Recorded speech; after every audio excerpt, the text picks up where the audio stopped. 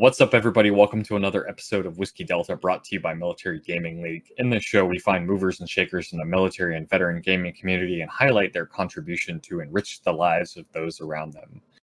Our guest this morning is one of our very own, Jehuey, who has been around with the league for, almost since inception, really.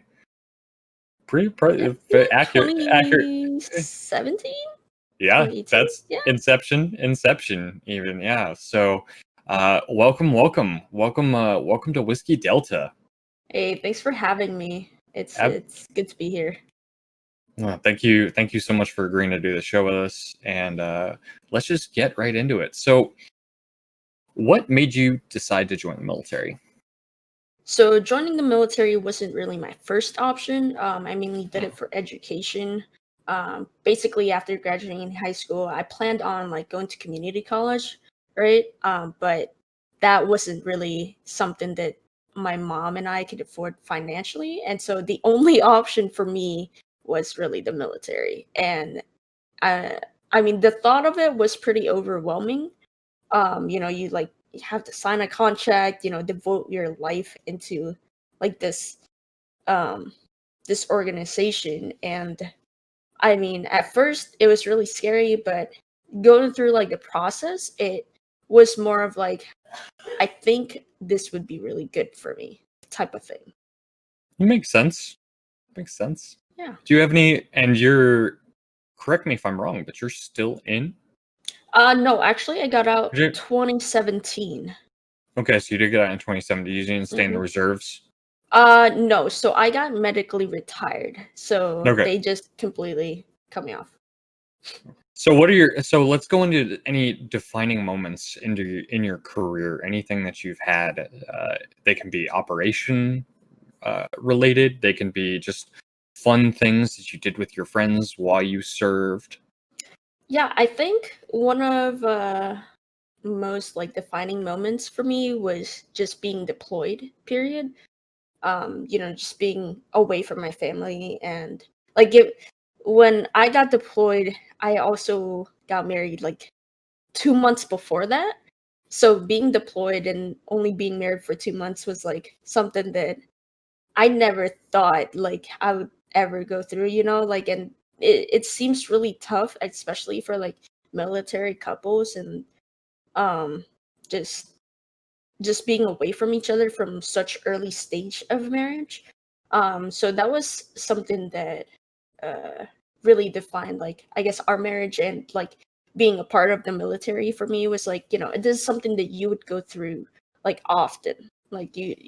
People deploy all the time and away from their family all the time. So when you get through it, it's something that you definitely cherish for your entire life.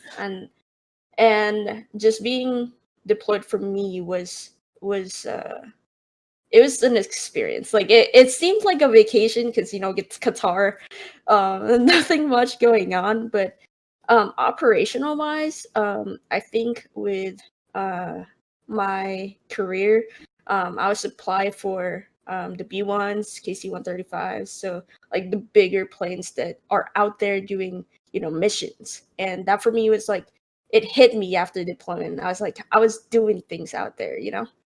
Yeah, are those KC-130s? Are those the ones that you typically see in the games where they're dropping crates and pallets out the back end, or? Normally those are the C-130s. KC-135s would be the ones that refuel the different aircrafts and stuff. So even that was pretty amazing. And we worked by the flight line, so we would actually be able to see the B1s land and take off, and it's the coolest thing ever. So how long were you in for? I was in for about 5.5 years. I got retired pretty much 30 minutes before I could even sign another contract. But yeah, that 5 years was already a lot. And it wouldn't be something I definitely wanted to continue it. If I would be signing another 4-6 years, I that'd be definitely something that I was open to. So you were in for 5 years. What was your favorite assignment? You deployed to Qatar, but what was your favorite assignment in those 5 years? So unfortunately, I was only really able to get stationed at one base throughout the whole thing. So I was only at Davis Mountain Air Force Base in Tucson, Arizona.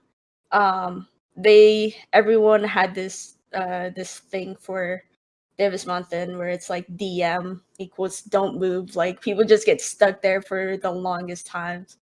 So I was just there. But I mean, tech school wise, San Antonio was great.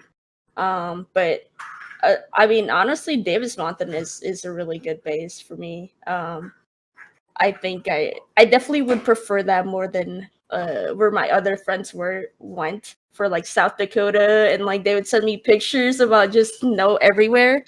And um so yeah, I was like, oh, well, I'm lucky I'm here, so I'll take it, Yeah, it's a good mentality to have right there.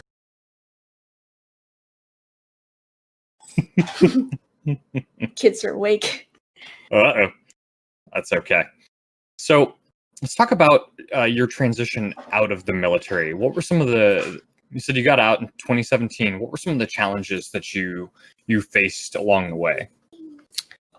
So I think the biggest challenges was for me just like kind of knowing what to do after, right? Because for 5 years I've been doing this job with like a set routine every single day for like 5 years of my life, and then all of a sudden it's gone. So the biggest part for me was like losing that routine and kind of losing the idea of like, all right, what do I do now? Like I don't have work to do. Like I don't have work to go every day. But luckily before I left, I was able to enroll into like University of Arizona, and pretty much just continue college after leaving. So that's what I did. I'm still going to University of Arizona after I left the military. I just enrolled like full time for school, and then I started doing like a little bit more of like competitive gaming after that. So had you been gaming the whole time in the service and then through transitioning out, or you didn't really get into gaming until after you got out? Actually, I was doing competitive CS:GO while I was in for about 2 years. And then after that, yeah, yeah, I had more time, so I decided, Siege is like this game that I started getting into while I'm transitioning out, and so I started trying to find teams and like be a little bit more competitive about it, and realized that University of Arizona actually had esports teams for like collegiate esports and stuff. So I started joining that, and then that's pretty much when I started competitive R6. Awesome. Yeah. Yeah, it's amazing how much gaming you get in when you realize you got a bunch of extra free time. Oh yeah. So that leads us right into what are you doing now? What's occupying your time these days? I mean, these days I'm in my last semester of college, so hopefully get to graduate by December. And then at the same time, I'm doing competitive Valorant / R6. I'm still in the women's team, but I pretty much stepped down to be a sub, and then I'm playing for like the Disrupt Gaming Valorant team now. But I mean, besides that, just family. I mean, COVID. There's really nothing much to do except stay at home. I'm pretty sure all gamers out there are enjoying this time because parents can't really tell them to. You gotta get out. You gotta go out sometimes. But Get some sunshine, get some vitamin D. It's super important. Exactly. I mean, you have your backyard, or front porch. That's good enough, right? Oh goodness. So what's your degree in? I'm majoring in cybersecurity, Oh, with a fantastic. focus on like defense forensics, so like computer forensic stuff. Oh, very. Um, and hopefully, I've been applying to a lot of places recently, but hopefully, I could at least get one before graduation. That's fantastic. So if somebody wants to get a hold of you in the gaming community, how would they do that? Would they hit you up on Twitter? Would they hit you up in Discord, I think, Facebook? yeah, I think Twitter and Discords are like the two biggest forms of communication for me. So, like, I think on Twitter you have to follow first before you can message somebody. I don't really know, but you know, just hit up that follow button. So what's your Twitter handle? Twitter handle would be at I and then Jehuey, and then Discord it's just Jehuey, and then I don't even remember the numbers anymore. So No worries. No yeah, worries. For Military Gaming League community members, you can find her causing a ruckus in the Air Force room, in the siege rooms, in Valorant, calling all sorts of mischief. This has been another wonderful episode of Whiskey Delta. I've been your host, Mike Karnowski, aka Devil. We got into some fantastic details. It's always an absolute pleasure to include more members from the gaming community in here.